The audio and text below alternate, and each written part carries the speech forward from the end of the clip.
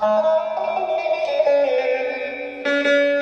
bu söyleyeceğimiz türkü de yine İrfan Gül abimin Gece Gibiyim. Çok güzel bir türkü. Bütün dert çekenlere, aşıklara, maşuklara gelsin. Gurbette olanlara gelsin. Sıla'ya gelsin, sevenlere gelsin. Gençlere gelsin, yaşlılara gelsin, herkese gelsin efendim.